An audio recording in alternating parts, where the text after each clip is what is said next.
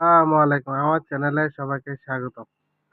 আজকে যেরকম ইরানের উপরে আমেরিকাতে ইসরায়েল যেরকম হামলা চালাচ্ছে, এটা সভ্য দেশের মধ্যে অসভ্য কাজ কারবার। আজকে জাতিসংঘে দেখেন আজ পর্যন্ত একটা শব্দ করে না। চিন্তা করেন, মানুষ বিশ্ব বিশ্ব বহতাবাজি ছাড়া আর কিছুই না। এই পুরো বিশ্ব হচ্ছে একটা দালাল হয়ে গেছে। আজকে ইরানে স্কুল, মেডিকেল, হাসপাতাল সব জায়গায় বোমা মারতেছে। আর বিশ্ব নেতারা বসে বসে ললিপপ চিতেছে।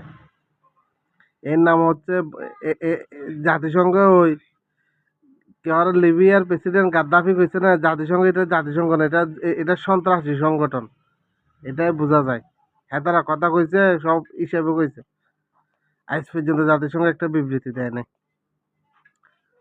এখন যদি এই হামাসে যখন ইসরায়েল আক্রমণ করছিল, তখন তাদের কত কাহিনী আজকে দেখছেন না? পুরো দেশটা ইরানের ধ্বংস হয়ে যেতেছে। ইরান হতো অজয় জাতি, এদেরকে এত সহজে দমাইতে পারবো না। আমেরিকার পরাজয় সময়ের ব্যাপার। ইসরায়েলের দাসত্ববাদী দেশ পতন অবধারিত। ইসরায়েলের অস্তিত্ব তো থাকবে না, আমি আজকে বলে গেলাম। আজকে যারা মারতেছে না, একদিন আপনাদেরও ভোগ করতে হইব। আজকে যারা ইরানের উপর বোমা মারতেছে, আমেরিকা ইসরায়েলে কেউ মারতেছে না, কেউ সবাই ললিপপ ছুঁইতেছে না, তোমারও দিন আসবে। তোমাদেরও দিন আসবে। কথায় আছে না, এই দিন দিন নয়, দিন আরো আছে। তখন বিশ্ব তোমাদের কান্না দেখে দেখে তামাশা করবো। আর সময় বেশি দিন নাই। আজকে যেরকম ইসরায়েলে ইরানের ভিতরে নগ্ন হস্তক্ষেপ করতেছে, সাধারণ মানুষকে যুদ্ধের না পরমাণু ইস্যু কইরা যে অবস্থা শুরু হয়ে গেছে, কিছু কিছু মানুষ চাক ইরান ধ্বংস হয়ে যাক। কিছু কিছু দেশ আসলে তারা বুঝতেছে না, ইরান ধ্বংস হন মানে তাদের অস্তিত্বের মধ্যে আঘাত। আজকে ইসরায়েলের চোখ তুলে কে তাকায়?